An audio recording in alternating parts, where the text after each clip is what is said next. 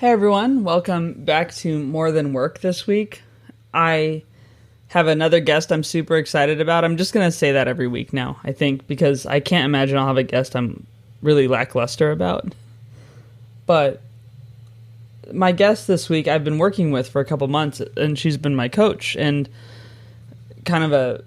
she does a different kind of coaching than I've seen, and I end up having quite a few coaches on here, and I recognize that, but I think everyone's bringing a different point of view and a different backstory and a different perspective, and that's what I like. But this guest, Natalie, is just an incredible woman. We don't focus much on it, but she is a Rwandan genocide survivor, and having not gone through anything like that, ever, at all, being someone who grew up in the States with a family that, didn't really have any of that kind of struggle. I mean, my dad was from Lebanon, but even then, I don't think when he left, it was exactly like the wartime. He did go through war there, but not in the same way at all. And just having no experience with that, talking to her, she's so grounded and so centered, and it is absolutely incredible. And she's so generous with what she shares about her story and about how she built her coaching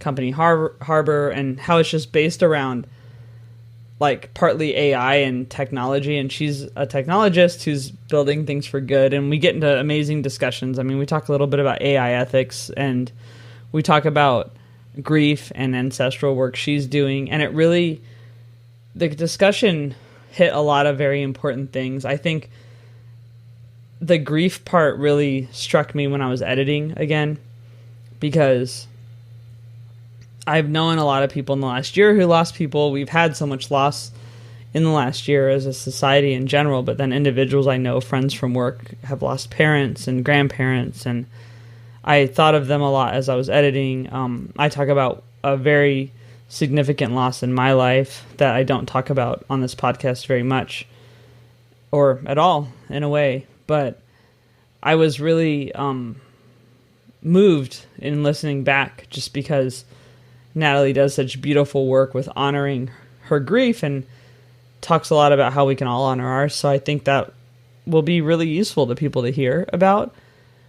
We talked a lot about self-care and just, how it's more than just, I'm having a self-care day, I'm taking a day off work, but it's really incorporating these practices into your life. So I have one friend who's been running every day throughout the pandemic, and last year I rode my bike every day, and I've certainly lapsed in that, but that was for me self-care. It wasn't indulgence, or it wasn't silly or something. It was just something I needed to do to take care of myself and for my mental and physical health. And so I'm really excited for people to hear this episode, because Natalie just is very profound, in my opinion, and is so eloquent. And also it's kind of cool that she's in tech, but she's decided to build a system and a program that's completely different from anything I've worked on. And so I'm really just grateful that we've met. I'm grateful that I've had the chance to work with her.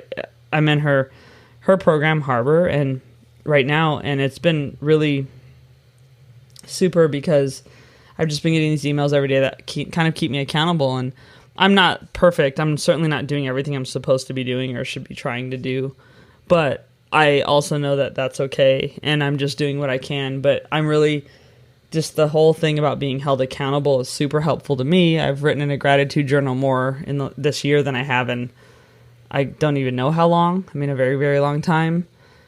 And I've done more writing this year, just personally, and I don't know if part of that's just making a choice sometimes that in order to take care of myself today, I need to write and I need to get some things out. But it's just been really a rewarding thing for me to go through and to be more mindful about my day. I'm trying to use meditation to manage anxiety, and that doesn't always work for me, but it works quite often. If I pull myself out of it soon enough to try the meditation, it's a good practice for me, because I don't know about anyone listening, but maybe at least one person listening has really been in it with their anxiety lately, and I certainly have. As things are opening up, it's created this whole new kind of experience for me of reacclimating to social situations, and I'm okay in social situations, but I think for me, it's the public transport is hard, and encountering people who, are kind of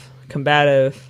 I had a lady approach me at the train Sunday. I was going to Brighton for the Brighton Fringe, and she just asked me about the train times, and then she asked me why I was wearing a mask and proceeded to tell me that COVID didn't exist. And I had to get away from her, and I was just like, oh, this wouldn't happen in my apartment. So that's where I've been at lately. I'm just sharing that because I think, if anyone else is going through something similar, maybe it'll help to hear.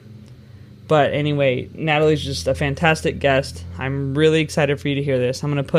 She mentions quite a few authors and thinkers during the podcast, and so I am going to list a couple of those in the show notes too. But if something comes up for you, and I don't hear from listeners, actually, I hear from a few friends who listen, but otherwise I don't hear from anyone. But if you do listen to this and you do want to know about one of the people Natalie mentions, she is very generous with giving her contact information, but also you can reach out to me. So I guess that's all. I mean, if you have any guest ideas or you have any feedback or you want to talk to me, you can just reach out, morethanworkpod@gmail.com. If you can write a review on Apple or some other review sites, that would be awesome. If you can subscribe, that'd be great, or follow, I guess it is now.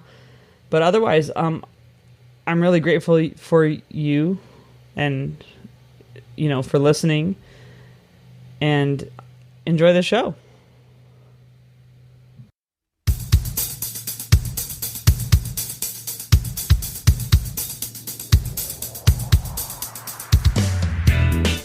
Welcome to More Than Work, the podcast reminding you that your self-worth is defined by more than your job title. I'm Rabia, an IT project manager, comedian, nonprofit volunteer, and sometimes activist. Every week, I'll chat with a guest about pursuing passions outside of work or creating meaningful opportunities inside the workplace. As you listen, I hope you'll be inspired to do the same. Here we go.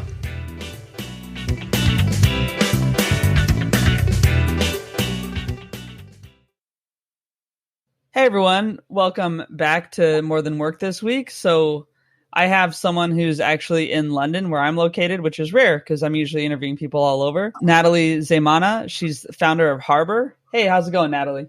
Really great. Thanks for having me on. Cool. Thanks for being here. So you just want to introduce yourself a little bit and then we'll get into it. Sure. So I founded Harbour sort of just before the pandemic. It's an accountability platform for people who are running their own businesses or working in leadership roles within organizations who want to become a little bit more resilient. And I mean emotionally, intellectually, through a daily check-in that we use at Harbour. So yeah, between coaching clients and working one-to-one with them and also building the platform, that's what I'm about these days. Yeah, and that's what a good time to start a business, right? Yeah, I mean, surprisingly, the pandemic has created a healthy client base. Perhaps not so surprisingly, I think people have been impacted by the uncertainty and are wanting to really anchor themselves and find ways of being a lot better at looking after themselves and being more accountable to how they look after themselves, which is something I can definitely relate to.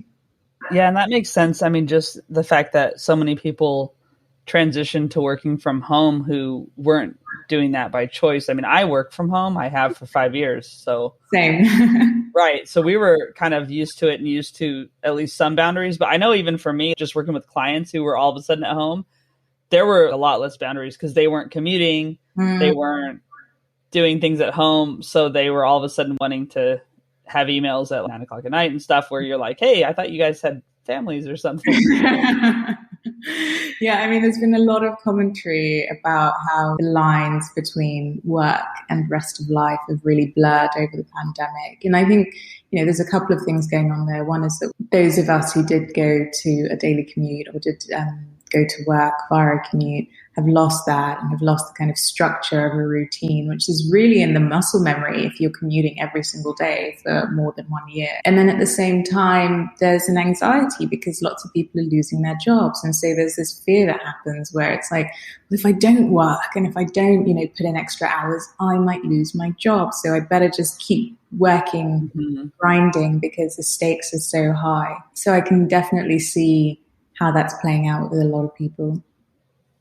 Yeah, that's true, because a lot of employers didn't even allow any work from home because they felt like it was going to ding the productivity. And I think they're finding, at least statistically from what I'm reading, that productivity is increased. But, I think there's probably like a leveling out that has to happen too, where people aren't able to work like 12-hour days every day just because they're at home, For sure. And I think it was Goldman Sachs where a junior banker came out with a report about how most of them are working over 100 hours a week and the conditions are pretty insane. And, there is a question around productivity at what cost? Because if people are burning out at work, that's awful. And that's the cost of late capitalism, this acceleration where people are having to work even harder for less reward, and the stakes are even higher because if you lose your job in the middle of a pandemic, it feels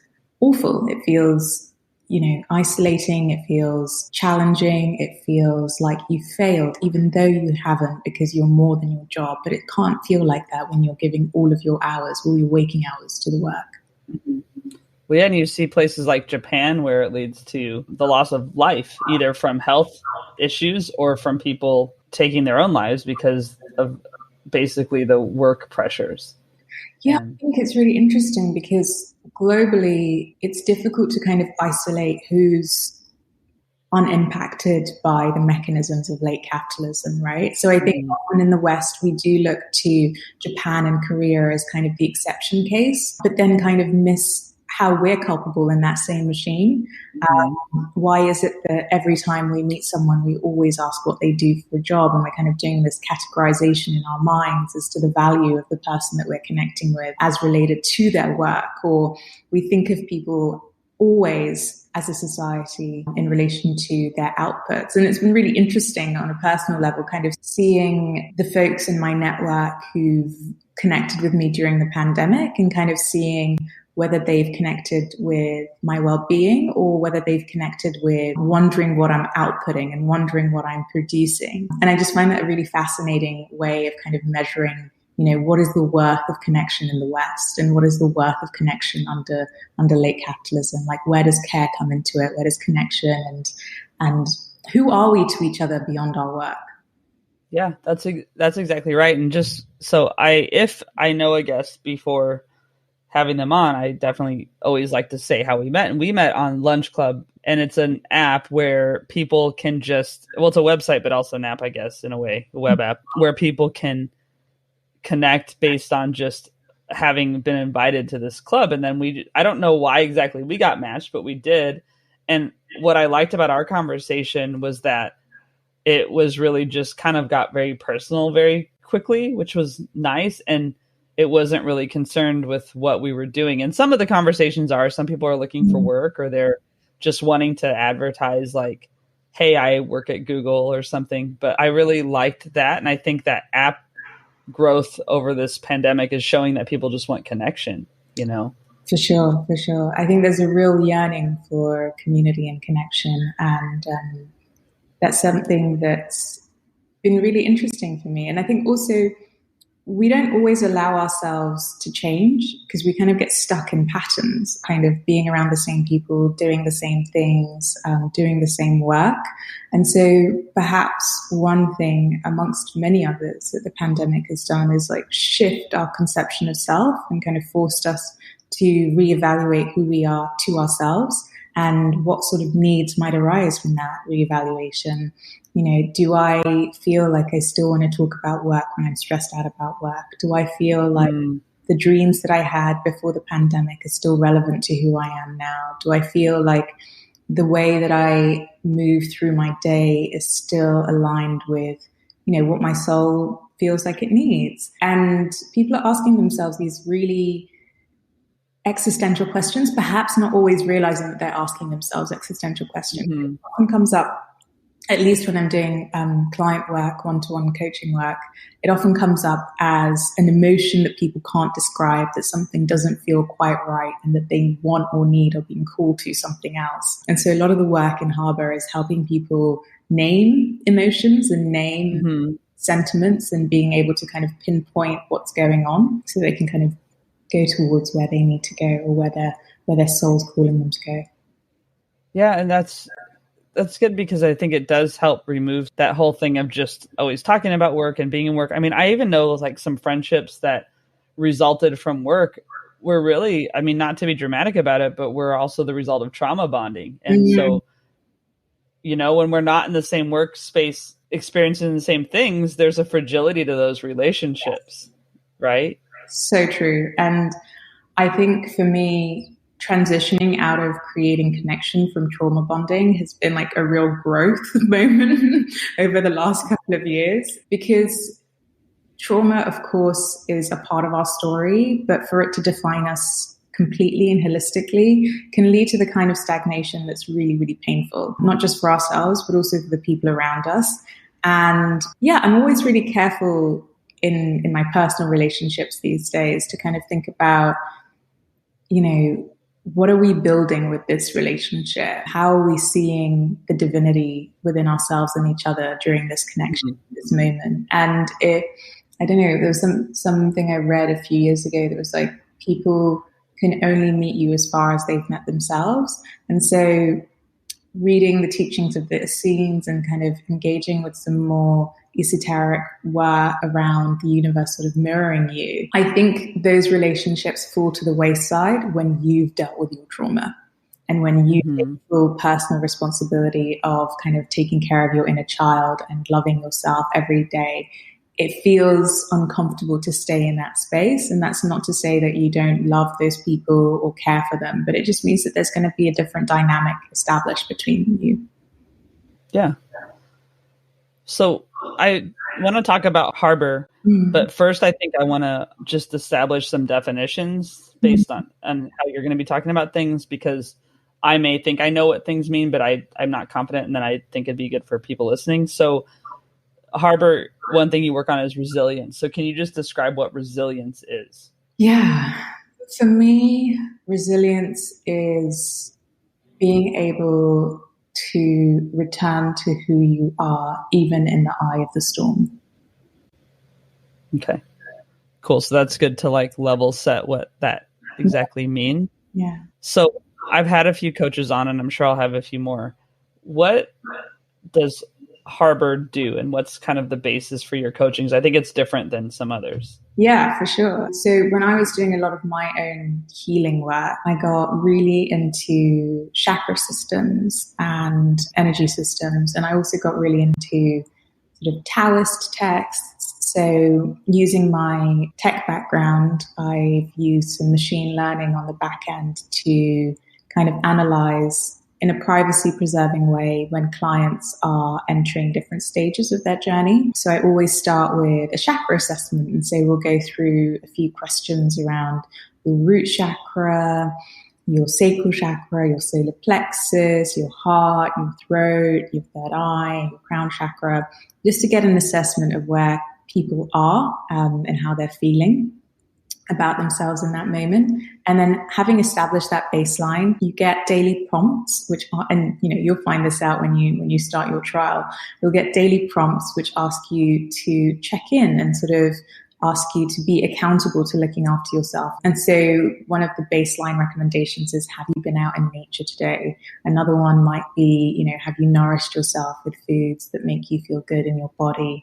Another one might be, have you connected with the people in your life who remind you of love? All these things you're kind of prompted to check in with, and you're accountable to doing that work. And if the client is a one-to-one client that I'm coaching, we'll have a weekly review where we go through how they felt throughout the week as they were committing to different activities on that checklist. And then once a month, we also set some new intentions for that month, and I hold clients accountable to that. So one of the reasons why I set up Harbour, it's the classic thing of building something for yourself. Like, I think if you're someone who likes reading and finding things out, which most people are, if you're a curious person, my client base and myself are recovering type A's. And so there's a tendency to dive into the intellectual, the cerebral realm and, get really into Taoism and get really into energy systems, but not actually integrate and apply that learning. And so that's where the accountability piece comes in, which is to prevent us, or at least to try and create a stopgap from spiritual bypassing, so that you're actually committing to sitting down and doing that meditation, or sitting down and doing a little bit of yoga, or sitting down, or even just standing up and going outside for a walk. But you've made that commitment and you're accountable to it. And the results are that you're not lying to yourself. You're not saying, you're not being incredibly articulate, but you haven't gone and done your yoga, Mm-hmm. Yeah. Sometimes I think there are good reasons for things, and sometimes I think they're just excuses. And I'm definitely someone who tries to state very eloquently my excuses. Yeah. It's very normal. Yeah. So a question about the chakras and energy systems and stuff, because I think you hear it in pop culture, just kind of make fun of that and say, oh yeah, my energy's off, my vibe, whatever. Yeah. But it seems that whether you acknowledge that there's a validity to all that or not, it's affecting you, right? And other people. For sure. I mean, that's definitely something that I relate to. At the end of the day, not to be all hippie, but everyone's on a journey. That's good. And do that in that voice too. Yeah, that's good. On a journey. And I know where I was at different points of that journey, and I can kind of spot where different people are on that journey. And I don't try and force people to buy into a modality that doesn't fit with their belief system, because that's also just that's not cool. So what I'm offering is hey, this is something that's been really helpful for me. And if you want to give it a go, that would be awesome. But if you're not ready to, here's a bunch of resources that I actually think might help you. So I've often had conversations with people who are just sort of they've gone through some physiological symptoms, which in my mind, I'm yeah, these are classic metaphysical journey symptoms, but they're not there yet. They don't agree with that. They don't resonate with that. And I'll just send them some reading, and I'll be I think reading this might help you feel less alone and less like you're going insane. And I think this community over there of people might help you understand what you might be going through. And I think also, here are some professional therapists, psychologists, nutritionists, chiropractors who I would recommend as well. I'm never keen to sort of say it's all or nothing. This is just one touch point for you to discover more of yourself. And if this is the thing that you'd like to do, great, let's get you on board. And if there's something else that I have in my arsenal that can support you, I'm here to be of service. Cool. Yeah, it's good. I mean, because really, I think one thing I like too is that, and I'm starting to learn, is in anything where you're seeking help from someone else, so much of it comes from you as the person seeking help doing something, right? Mm-hmm. And it's the same with therapy. I mean, people say, I love my therapist, but the people who love their therapist, and I'm someone who does love my therapist, you love them because they basically repeated back something you said that shows you knew it, but you needed to pay someone to repeat that. But they also just kind of give you the confidence or permission to do the thing you should do. And I feel it's the same with coaching and stuff too, right? Yeah, I think coaching it's slightly different to therapy. And I think talking therapies are an incredible way for us to find language to describe what we're going through. And especially as a society who's really been divorced from the language that we need to understand and communicate our emotions, I can see why therapy is so widespread. I've done therapy before. I think it's life-saving. I think it's empowering. I also think coaching is a slightly different ball game, because it's about that you're usually driving towards a goal, and you're usually driving towards building muscle. At least my interpretation of coaching and the way I work with clients is that I feel like I'm training them for the marathon of their lives. And some of that is sprint training, some of that is weight training, some of that is resistance training, some of that is like long walks, some of that is really learning how to breathe and be present. But that's the work of coaching in my mind. It's that day to day. It's good to model it that way and have that language around it too, because I think people can understand like that, what that looks like and how you're just doing that for yourself in a different way, not just going to the gym. And even there are people who are fit in different ways, and some people can walk forever, but they're not going to be able to run, for example, but you're still like doing something that's building it up. So the accountability aspect of Harbour, can you talk a little bit about that and just how that works?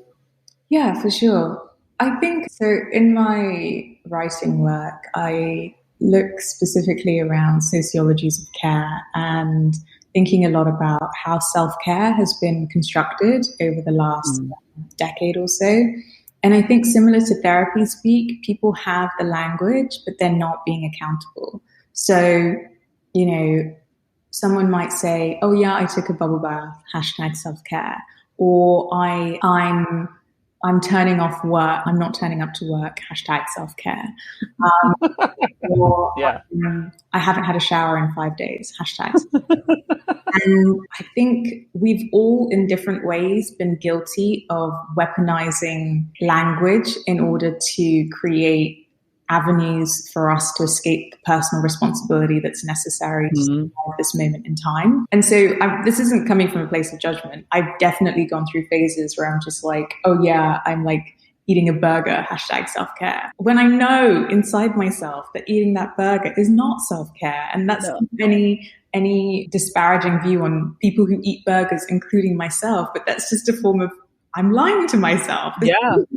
This is indulgence, and I should be able to call it that. And so the inversion of language that's become part of us as a consequence of, the hyper commercialization of self-care is something that really fascinates me. And I wanted to think for myself, like, how could I build systems that really hold me accountable to my own bullshit? And I think the best way was to do that in a loving way. Like, what would self-care actually look like now? Let's do some research. And it's pretty basic, but you have to do it every day. That's the tricky part. And that's where the accountability comes in. Like, are you doing this every day? Yeah. So I like that. So a couple things came to mind. So last night, because I've just been tired. I mean, I'm just doing a lot and I'm tired, and I was sitting there and I opened Deliveroo, which for people in the States, it's like Uber Eats or whatever, Seamless or anything. So I opened that and I had a burger and fries in the basket. And like about a half hour later, I got a message on my phone. Hey, you still have items waiting for you. I was like, oh man. And I was hungry by then. And I realized I didn't even place my order. Yeah. And I had actually gone to the store earlier and bought food to cook. Yeah. And so then I ended up at that moment making the decision to cook because it was going to be healthier. Yes. It was going to be something that wouldn't lead me into some shame spiral around eating this burger and fries. And that was the self-care. But I know exactly what you mean because I had already done the thing where, oh, I'm going to get a burger because I'm tired and I just want something quick, and which is not quick. It's like 30 minutes or something and money and what, but yeah, so that's interesting. And then also I think I'll test something with you, but I think self-care people also use it as like when they get to the point of like they're on the brink, on the edge, then they say, oh, now I'm doing self-care. But what you're saying is really practice that every day. And that's going to lead to a overall healthier way of living, right? Sure, for sure. And I think there's also this idea of like preventative versus interventionist self-care, right? It's similar to medicine or similar to health practices. Are you looking after your body every day, or are you waiting until you need surgery in order to kind of make that leap? And if we buy into the idea that our beings are multidimensional, and say we have a body and we have a soul and we have, depending on which cosmology you buy into, you have like other aspects of your soul which are in all sorts of different places depending on what you believe in. Mm-hmm. It makes sense for us to look after all bits of us. You know, you wouldn't just like go wash your hands and only wash your little finger. The work at Harbour is trying to kind of introduce you to the multidimensionality of your being and introduce you to people who are really on the pioneering edge of this work, who are offering some pretty ancient wisdom for modern times for you to kind of be like, oh, I'm not just like this body walking around, and I'm not just these sets of mental states, you know, flying through my mind. I actually have a lot going on. And how can I integrate all of those things in ways that are healthy and ways that are not discombobulating or terrifying for me? So yeah, the Deliveroo example is so real to me because having worked on, you know, my background's on philosophy and politics, and then more recently artificial intelligence ethics, and writing a lot of ethics reports for AI companies and people in the policy space. You know, behavioral science is used to make populations behave in a certain way. In order to counter that, you have to have the mental agility of an athlete. And it doesn't matter how intelligent you are, it doesn't matter where you went to school, you really have to understand the level of nudge theory that you're being ushered into. And the best way to do that, again, is having a daily practice of self-care. I don't care if you went to an Ivy League, no one is immune from being nudged into making a suboptimal decision. Yeah, so looking at that and the nudging, I mean, I think about all the notifications I receive, and like, so I'm on like Bumble, so that'll tell me, hey, the one is waiting for you. You know, Tinder, oh, it's a swipe surge, everybody's on this now. It's like, okay, so I can get rejected more in this hour than I do in other hours. Like, I don't know. And I can reject more people. And then, yeah, you have the Deliveroo thing, or any of those, you left something in your cart, which can be useful. I mean, I probably would have not eaten until like 10:30 last night if I didn't get that nudge, but still, like, there's these pressures and they're all over the place. And so actually, before we talk about the AI stuff, I want to take a step back and say, how did you get to Harbour? How did you get there? Because you were in technology and development yourself, right? So can we go to that first? For sure. I mean, Harbour wouldn't have been necessary had I not gone through multiple burnouts and gotten to the point where I was like, enough is enough. I need to figure out what's going on and why I keep going through these burnout cycles. And so for context, I studied philosophy and politics for undergrad, and then met someone at a house party in Shoreditch in 2013, and ended up getting a job working for a really big tech company in Cambridge. And I loved it. It was sort of an incredible ride. I felt, you know, the nerd within me was just at home there. And I grew within my role. I think I got like 3 promotions in 2 years, ended up working with the C-suite directly on their digital strategy project. And it was just a dream come true. But I wanted to experience more, and I'd kind of reached the ceiling of what I could experience, and probably would have had to wait 5 years for another promotion. And I was impatient and wanted to experience more. So I set up my own company consulting on digital strategy, and had clients here and in the States, and kind of grew that over the years. Started doing a part-time master's on sociology of the internet. And it was only during, I'd probably say, I was starting to feel burnout on the horizon during that part of the master's.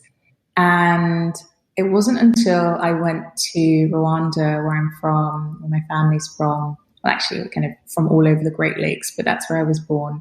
And I went back, and it was just such an overwhelmingly spiritual, emotional experience. And I was standing on my sort of ancestral family farm where my paternal side come from. And I can't describe it as anything other than I felt this incredible sense of peace, like pure peace, like pure belonging, pure ease. I'd had anxiety since I was about 2 because of the war, PTSD, had been in talking therapies for most of my life, in and out.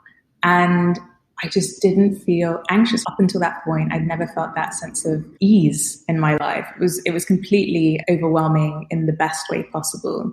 And so when I came back to my part-time master's, and I just saw everyone running around like headless chickens, trying to achieve things and arrive at the pinnacle of whatever value system was placed, none of it made sense. I didn't feel the sense of ease I felt at the farm. And I felt like everyone, including myself, had been at that point invested in this idea if we just work really hard, then we'll be valuable and we'll have meaning and we'll have purpose because other people will say that we do. And other people will be impressed by us and other people will think that we're really smart. And that will mean that we are good and that we are valuable in this world. And I had this kind of spiritual or soul disinvestment from that process, but intellectually I was still, and emotionally I was still locked in. And so there was this kind of split happening between my soul and my mental body, really, where my mental body was like, no, stick it out, like keep going. My soul was like, you need to leave. And so I eventually dropped out, and I think that was sort of the beginning of my dark night of the soul, which is what it's described in spiritual woo-woo New Age circles. But just a general like redirection where you're going through a form of existential crisis and reevaluating like what life is, what matters to you, who you are, what you came here to do, what your purpose is, some pretty big questions. I was back at home in London, just every day was a sort of staring at the ceiling, like big why question mark.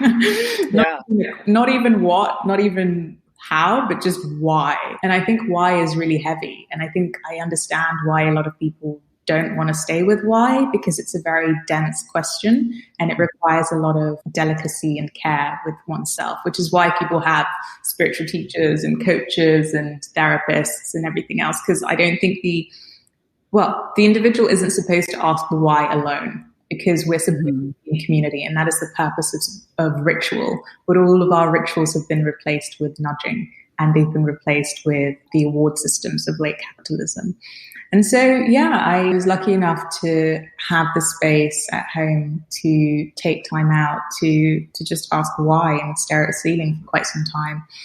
And being a recovering type A, naturally, I got a spreadsheet out at some point, and I was like,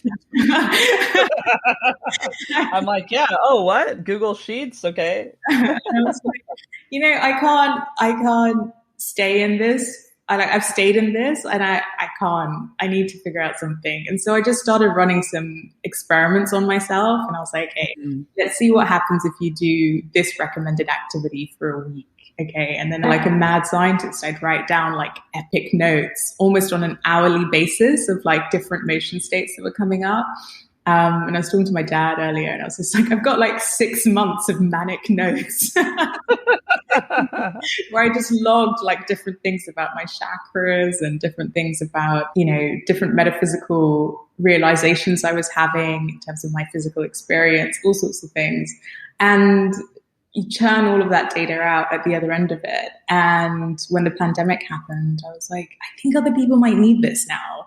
I think I've walked through some form of fire and maybe I can help some other people. And so I started this course called Anchoring Self. I had absolutely no idea what I was doing, although that's not necessarily fair because my mother's a trauma counselor. She used to work for the Red Cross, like reuniting refugees across war zones, and my uncle's a psychologist and my dad's a human rights activist. So there is like a sense of like grounding that was there. So every session, started with this disclaimer that I'm not a medical profession, but I think Pamela Erlin, who's one of my favorite channels, talks about, turning up with authenticity and sort of saying, this has been my journey. I hope this is helpful to someone here. And here's what I've learned along the way. And there's this great meme of this guy standing in front of a conspiracy theory board with like the red string.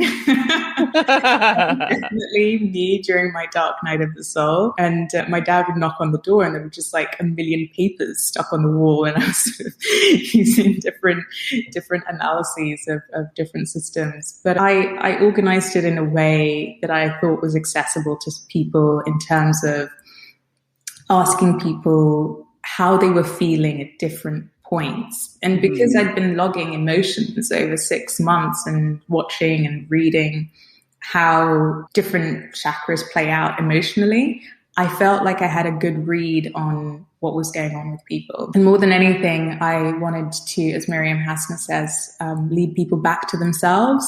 And so the way I thought of Harbour initially is that think of me as like a librarian for your soul.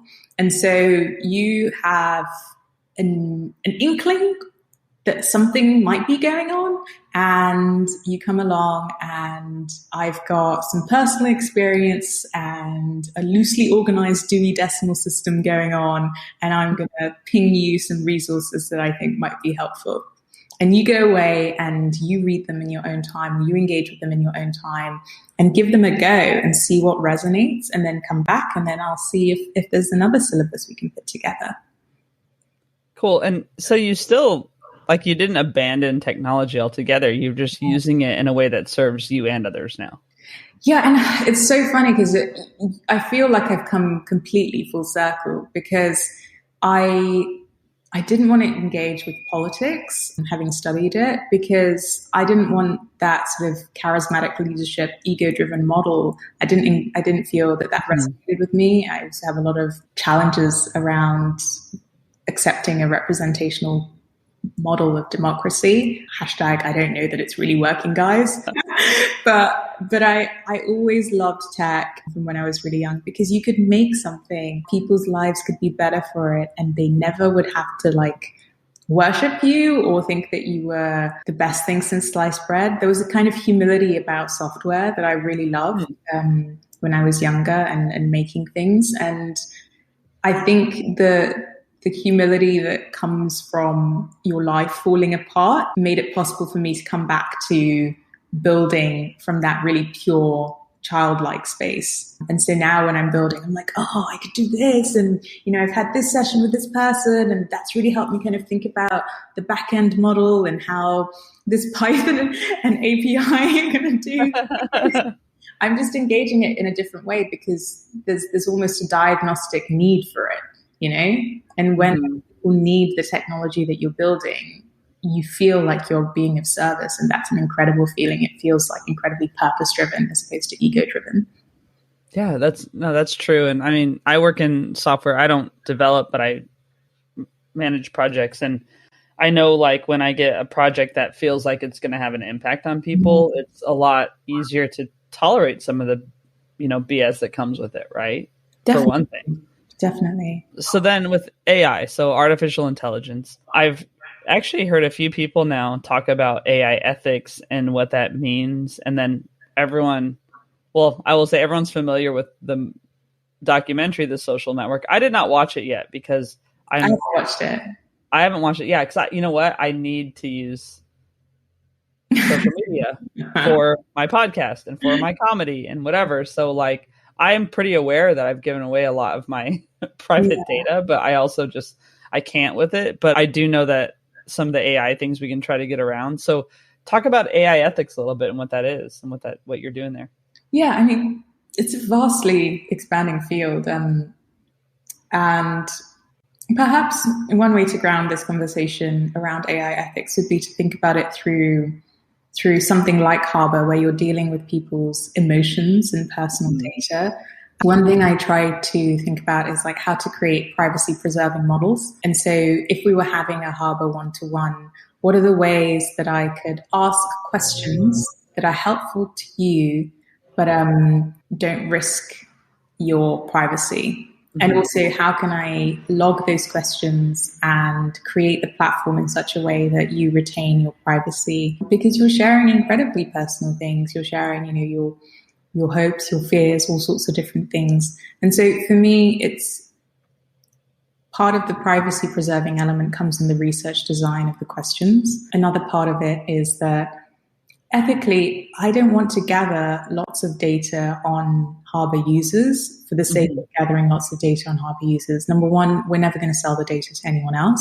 And number two, it really needs to help you. Like the most important thing is that your knowledge of self through this data that you're logging every single day helps you get a deeper understanding of who you are and how you're moving through this world, and helps you kind of guide you towards things that feel right with your highest good. So there's a temptation intellectually for me to engage with AI ethics. There's this big field, and I have lots of opinions and lots of interventions that I'd like to make.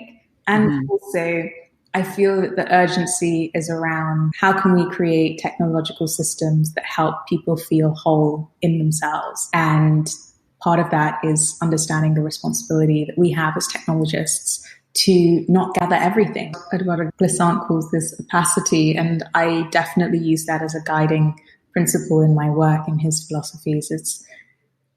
I want to be able to recognize you and the difference in you while still both of us maintaining our opacity, you know?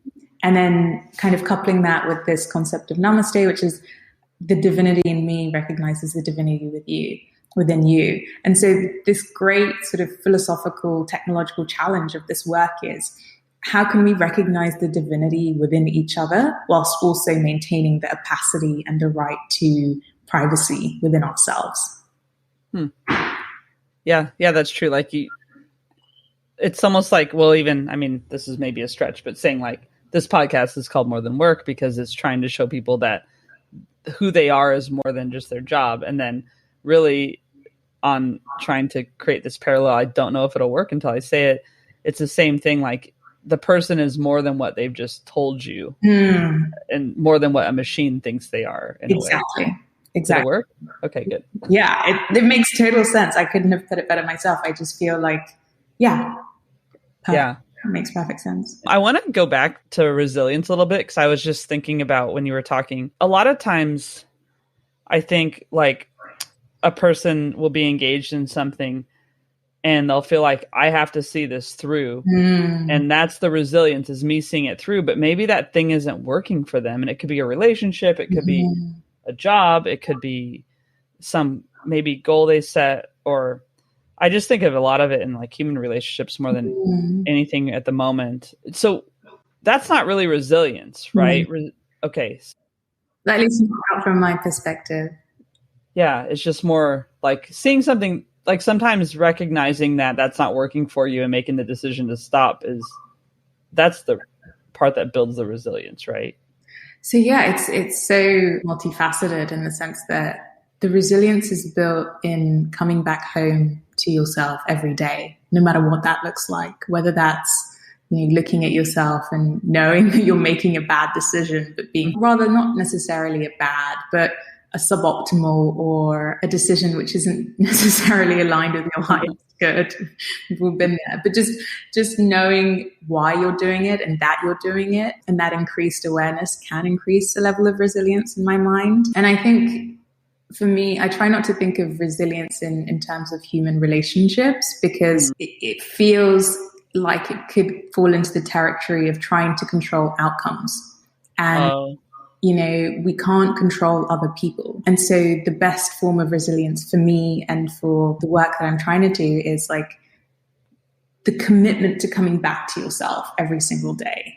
That's the resilience I'm looking for in myself and in others. Like, am I, when I'm eating this burger, have I addressed shame? When I'm writing this piece of work, what is my relationship with perfectionism? Am I surrendering to the flow of divine knowledge? Am I still feeling anxiety? Where is that coming from? How can I commit to being intentional in this moment? That's a level of resilience that's definitely increased from another time when I'm writing, which is like, you have to do it, you have to do it, you have to do it, you have to do it. So you can feel resilience emerging from how at peace you are in any moment. And I definitely get this from my parents I've witnessed this in my parents who are genocide survivors. And I didn't realize it until I was much older, but I recognized their resilience as an ability to stay incredibly calm, even as things are just erupting all over them, around them. And I think that's a model of resilience that I'm far more drawn to than this idea that you can just power through, which is perhaps a more Western cultural model of resilience. For me, it's the ability to be at peace wherever you are. So when my mother's cooking or when my dad and I go for walks, they're just really present. And I didn't see it until I had my dark night of the soul. And I always thought they were just completely weird and sort of out of this world. But now I can see that that's a superpower, the ability to be incredibly present, even as everything around you is just flying off the handle. Have you talked to them about that? Like, just kind of, I mean, I don't know if it's changed your relationship with them, but also just like how you relate with them now that you've identified that. Yeah, definitely. There was this hilarious moment, post Dark Night of the Soul, where I wasn't just this like ball of endless anxiety. And I walked into the living room and my dad kind of looked up from his laptop and he's just like, "Oh, you've woken up." it was just this kind of like awareness that my energy had shifted. And so I think about them a lot in terms of my coaching work and just what it must take as a parent or someone who cares for another being to hold space for someone to go through their journey in their own way, whatever it looks like. And I try to carry that into my work, definitely, this idea that actually the answer is not to force people into a specific program of work, but rather to hold space for the realizations that they have along the way, knowing that that's exactly what they need to realize as they're realizing it. Mm. Yeah, and almost like giving them credit for realizing it. Because it's their journey. You're just there to hold space. Huh. So I'm trying to think about how someone might be listening that, and even I'm listening and realizing some things right now, but at what point do you think someone can, like, is there telltale signs for someone that they might experience that should tell them, "Oh, I'm not doing what I'm meant to be doing or what I should be doing, or I'm not doing something aligned with me." And like, maybe it's time for me to get an accountability partner and someone like Natalie or someone else, like whatever works for them. Right. Like, is there like certain feelings or manifestations that they might be feeling that would tell them that? Or did you have an experience like what you're feeling now versus before, that kind of that shift that you would think other people might identify in themselves? Yeah, that's such a good question. Maybe I would turn it around and sort of say, what does it feel like in your body, in your soul, when you know you're exactly where your soul needs to be? Like, what does that feel like for you? Oh, for me personally?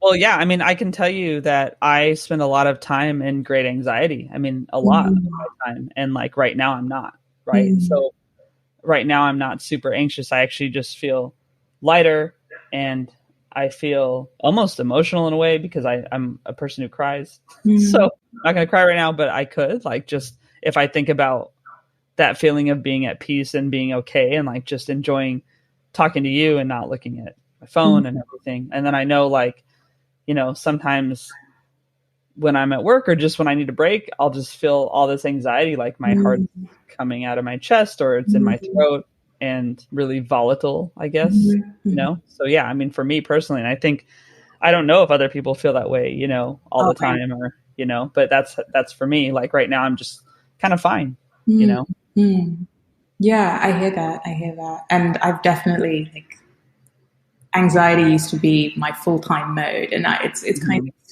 kind of why I can feel it in others, because my body has such a strong memory of it. And yeah, I don't know. I feel like people will find the things that resonate with them at the time that their soul feels like it's time to engage with that, right? And it just depends on how much space you're giving to listen to your soul. And I think ritual and routine is an incredibly important part of that. Morning meditations, getting out in nature, getting away from devices is a way of carving out space to really hold space for yourself. And it's easy to kind of think that someone else can do it for you, and that if you engage with a professional, that they'll fix your problems. But you're not a machine that's broken. You're an incredibly beautiful, multidimensional soul that's experiencing life in this moment as a human body and being. And just carving out the space to honor that and to really love oneself creates that opportunity. And then I think increasing that practice by engaging with teachers and healers and people who accelerate that process of self-awareness and self-knowledge through different modalities is a wonderful way to ramp things up. Mm-hmm. Yeah. Yeah. I guess a takeaway could be then just to observe yourself. Like when you're feeling a certain way, take the time to acknowledge that, and then you'll be more familiar with what it feels like when you're in flow or in something versus not, right? Yeah. And I think, to kind of answer the question more fully, I'd really love to meet people who have found that level of awareness, but just need someone to nudge them every day to make sure that they're doing stuff, and meet them once a week to be held accountable. I really do see myself as like an anchor and a catalyst for wherever you feel like you need to go that's aligned with your highest good. Yeah. Did you feel a change? Because I'm sure listeners heard you say about Rwanda and being a genocide survivor, and I don't want people to think that I didn't hear that. Oh, cool. And then move on. Yeah, no big deal. Yeah. Oh, really? Okay.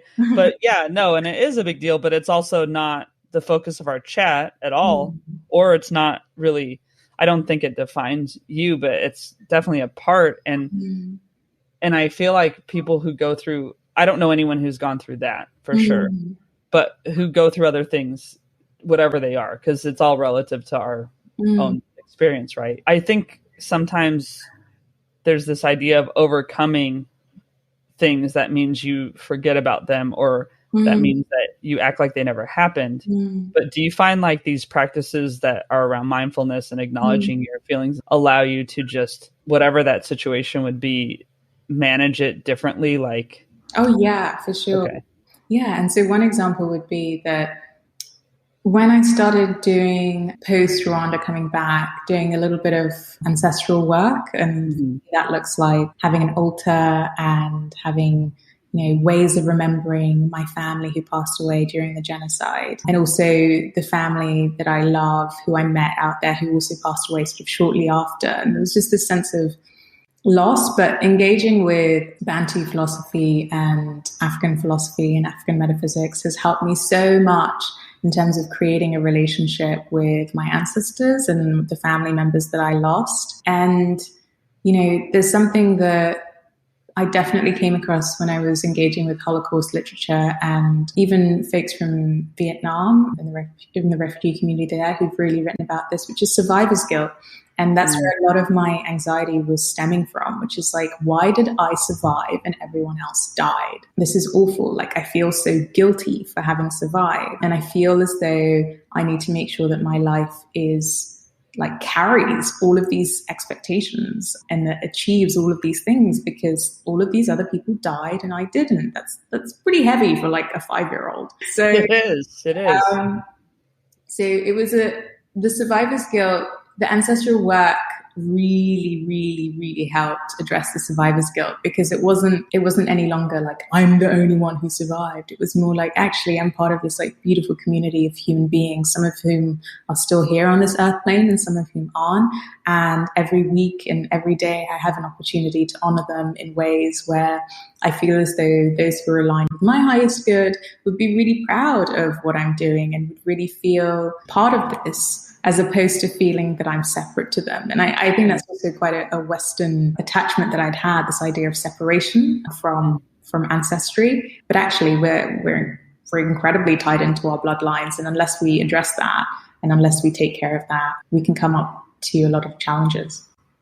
Yeah, that just resonates with me so much. And I don't know if I've talked about this on this podcast before, but like I lost my brother, well, it'll be 11 years to an overdose. And I would say, and it's not the same as a genocide, and I completely recognize that, of course. Suffering. Yeah. But there was this part of me that was driven by it in a certain way. And there was like this lack of acknowledgement of being part of a community of people who had gone through that. Yeah. And then like 6 years in or something like that now, I found an organization in the US called Shatterproof that that the founder lost his son. And so what he took action by creating this organization that tries to help. Right now they're doing a lot with treatment, but also they did a lot of legislation work and stuff like that. And in going to their events and then being an ambassador for them, as it's called, I met a lot of others, and then my family started going, and there was this release of burden in a way. I mean, it's still there somewhat. I'm sure like it's still there, but there's this way of seeing that it's not just you and it's not just your family, though they're so different. Like it does resonate to think about shared experience and how that can build strength, right? And in a lot of I love that you've shared that, and thank you so much, because I feel that often people need permission to grieve.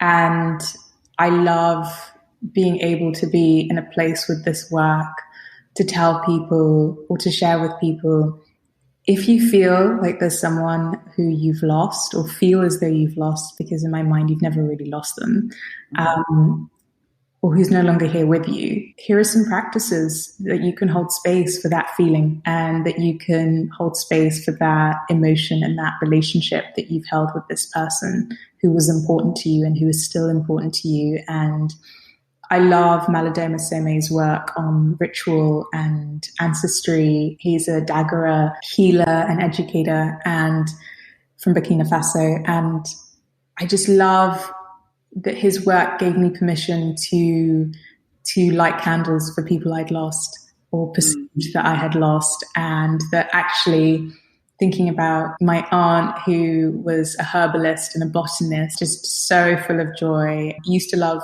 biscuits, very specific type of biscuits. So every Wednesday I get some biscuits and I light a candle and I have a cup of tea and I think about my aunt. And I really look forward to my Wednesday biscuits. And I'm always getting teary thinking about it. Yeah, no, me too, actually. So yeah, that's really nice. And I just think about how we're able to transmute this energy of anxiety and feeling overwhelmed and feeling guilty for having survived and feeling like there's a burden for us to prove that none of that was wasted, and turning it into a candle and tea and biscuits that's just lovely, And I think that's the beauty of knowing things or engaging with metaphysical work, is that you can transmute energy and it can heal you. And it can heal the people around you. And that's magic to me. No, that's really lovely. And thank you for sharing. I mean, I think it's just, I don't know. I think our stories, I mean, that's why I'm doing this, right? Getting stories, they're important to share. So thank you. So I guess, is there anything else you want to cover? Yeah, I suppose if any of what I've shared has resonated with anyone and they're on the edge and thinking of engaging with this work, but not quite sure and have some questions, please send me an email, compass@harbour.today. And I'm sure Rabia will share that link with you. I'm really open to engaging with people who have questions. It's honestly my joy. Me and 6 months of notes are welcome. I'm inviting anyone who might feel that they want that support. And I'm also available for one-to-one coaching for folks who want an accountability coach. Cool. Yeah. And I'm going to try it out. I mean, definitely before this episode goes out. Yeah. But I'm going to just explore this as well, just because I thought you were really cool when we met, and I just want to see what it's about. But yes, I'll be reporting on that too. Thanks so much. Cool. I always feel weird asking this question, but it always results in something. So do you have any advice or mantra that you want to share? I mean, you have shared, so it's not to insinuate you haven't.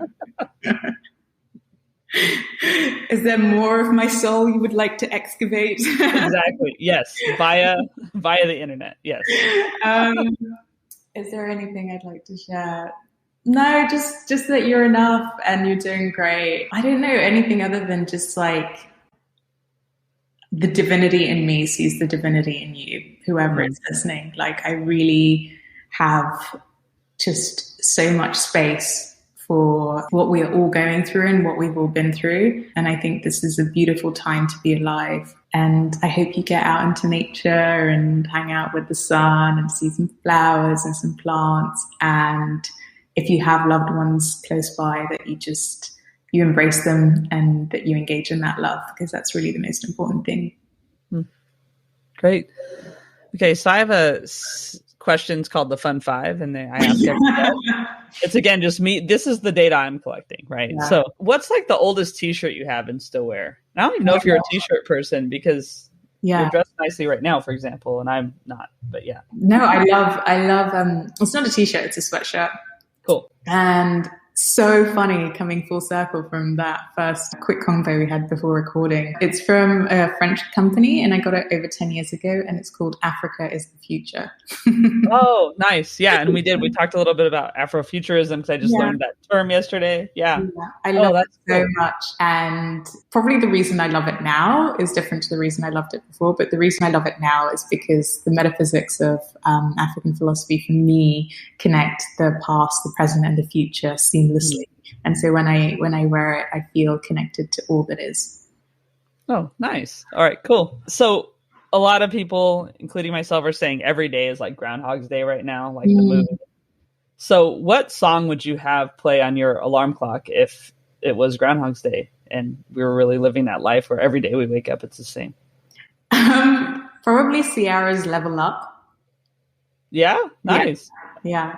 Because I feel like this is the test, right? This is the challenge, like emotionally, spiritually, psychologically, mentally, intellectually.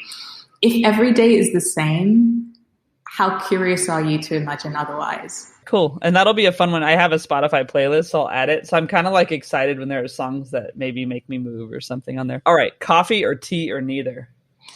I just had some matcha. Nice. All right. So tea. Mm-hmm. Cool. Do you put anything in it, or is it just like... I do like some coffee every now and then. I know I'm not really supposed to have too much, but yeah, every now and then. Especially on Wednesdays with my biscuits.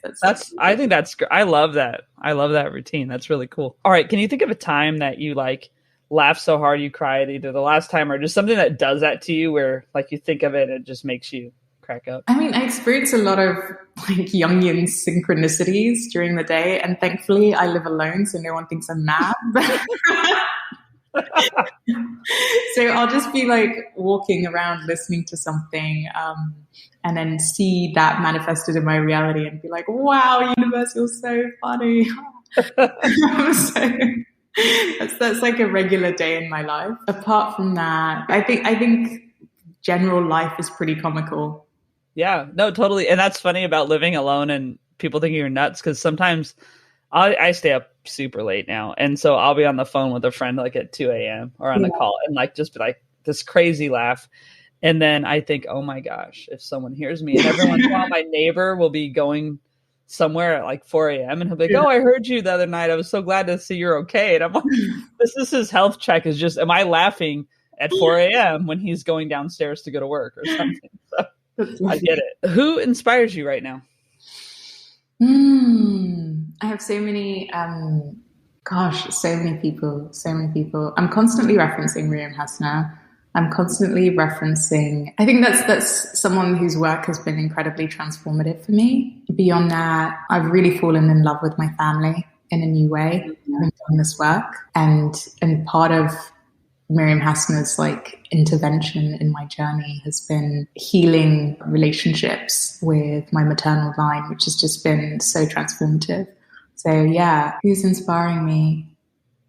Just, I don't know. I feel so inspired by everything. I feel inspired by you for having the grace and the courage to put this space together. Even, you've mentioned anxiety, but I think this is an incredibly brave thing to do, to put yourself out there and to be open and to engage with people, to find out who they are outside of the treadmill of capitalism. So I'm inspired by you and grateful for you too. Oh, wow. Well, thank you. Mm-hmm. Well, yeah, so that's it. I want to get the names of some of those people in the show notes too that you mentioned. Mm-hmm. But yeah, thank you, Natalie. It's been it was fun and it was insightful, and I really enjoyed chatting with you. So thanks for being on More Than Work. Thank you so much.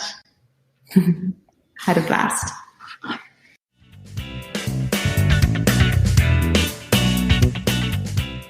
Thanks again for listening this week. You can find out more about the guest in the show notes and at rabiasaid.com. Joe Mafia created the music just for this podcast. Find him on Spotify. That's Joe, Maffia. And Rob Metke is responsible for our visual design. You can find him online by searching for Rob, Metke. Thanks, Rob. Let me know who you'd like to hear from or about your own experiences defining yourself outside of work. Follow at More Than Work Pod or send a message on Facebook, Instagram, Twitter, or LinkedIn. Or visit our website, morethanworkpod.com. Give us a follow on Spotify, Apple, or wherever you get your podcasts, and leave a review if you like. Thanks for listening to More Than Work. While being kind to others, don't forget to be kind to yourself.